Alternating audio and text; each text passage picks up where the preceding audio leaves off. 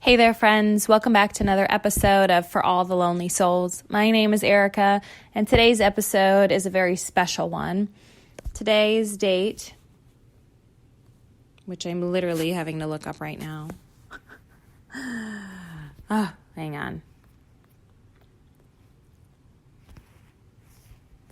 Today's date, November 20th, marks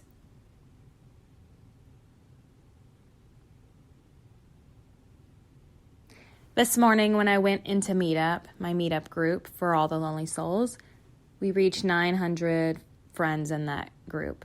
Now, not every single person has come to a Meetup, and that can mean various things. That could mean that they joined the Meetup and just kind of forgot about it, or they don't really use meetup.com that much anymore. It could mean that they're working on gaining the courage to come to an event, because it does also for people with social anxiety, which I'm not sad if you don't come. It's amazing that you come, but your comfort level matters most. And if it's just not right for you, that's okay. I'm hoping one day it will be right for you and you can come hang out with us, because we're amazing and there's really cool people, and there's 900 people in Cleveland that vibe with the same things that you vibe with, or are concerned in life with the same sorts of emotions and experiences like you. So 900 people are now in this group. We're going bowling tomorrow. There's 34 people coming, and I wanted to share this episode, especially for people who just joined the Meetup group, or people who are just joining into this podcast, and wanting to understand a little bit more as to why this podcast exists and why I started a Meetup group and what the first experience of my very first one was. So enjoy.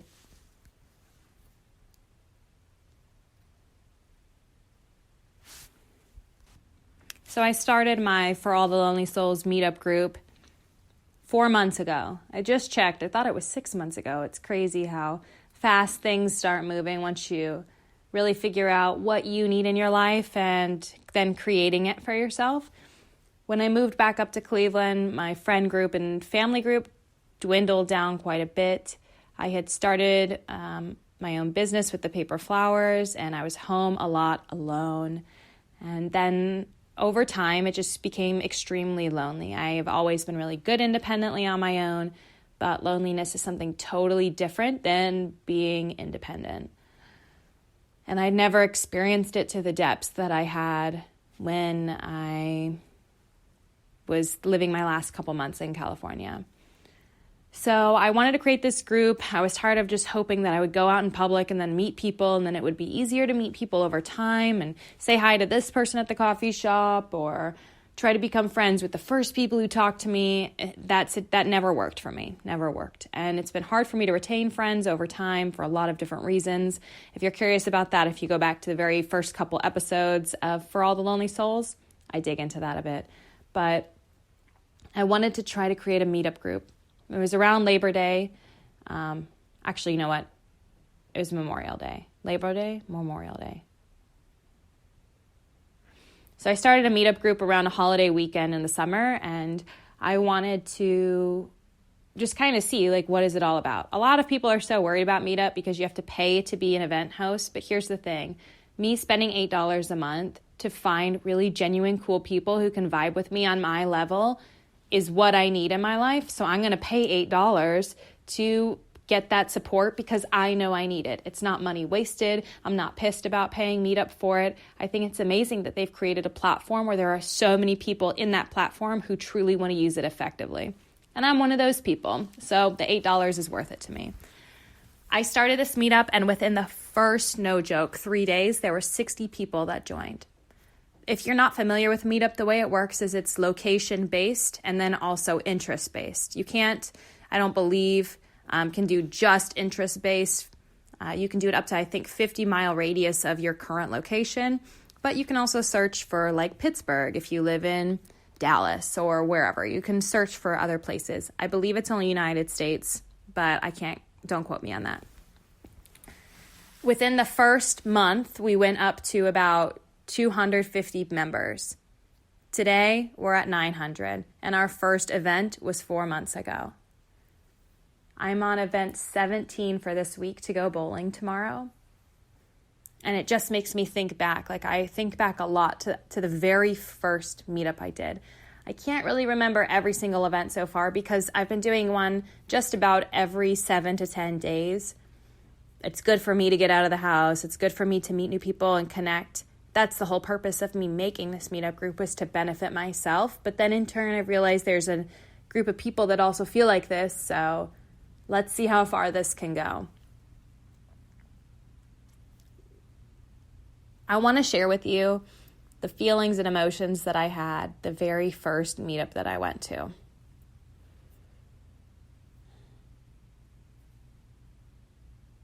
I created my meetup group, and the feedback immediately was, when's your first event? I kept pushing it and thinking, I'll do it next month. Like, we can wait a little bit. I got to figure out a venue. I got to figure out how many spaces. I got to figure out this. And when you feel the need to figure every single little thing out, nothing ever gets done. If you want something done, you got to jump right in and figure it out as you go. And I've learned that over time. Sometimes it's irrational, sometimes it's risky, but every single time you learn from it and you adapt. So I decided, let's just do this at a really cool Mediterranean place. I'll call to make sure we can have some space available. I don't know what's going to happen. I don't know what the turnout is going to be. I believe there's going to be about 35 people, but that's who's RSVP'd, but I really don't know. So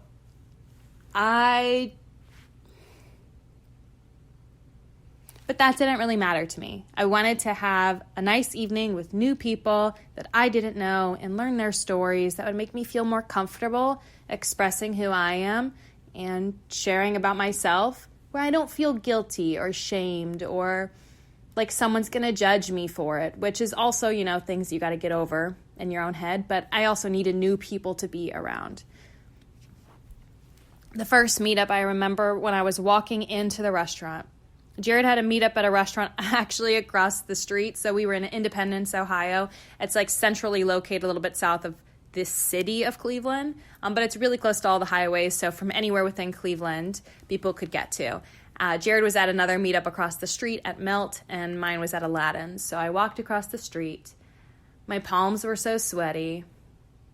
I was so nervous. I felt my heart thumping. I felt like everybody was staring at me, with all the people as I was crossing the street and the cars as they were waiting. I always feel like as I'm walking across the street and between those two white painted lines, there are people that are staring at me and judging me and knowing what I'm about to do and thinking I'm going to fail and I'm going to fall on my face and say something stupid and have food in my teeth and all of these things that I was so incredibly concerned about, like most things we're concerned about, tend to never happen. We freak ourselves out. We assume it's going to be that way. So we hold back because we're so concerned about it.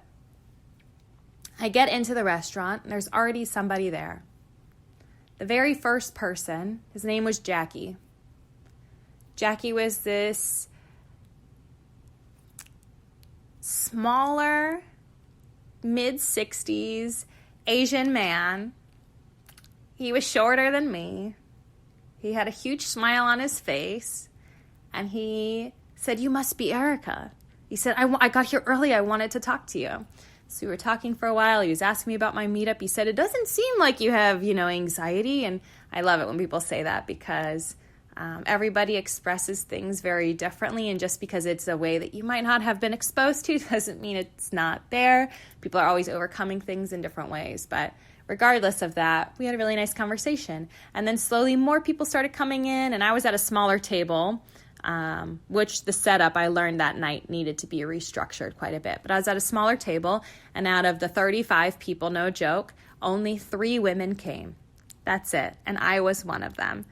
It was interesting to me, and I thought, well, maybe these guys came because they thought, oh, okay, there's a girl. She just started a meetup. She looks about my age. I want to see if, I can hang out with her and maybe ask her on a date and all these things. Now, this was what Jared thought. Jared said, oh my God, all these guys are going to come. They're going to ask for your number. They're going to want to hook up. And I told him, I'm married, to you, and I want to meet people.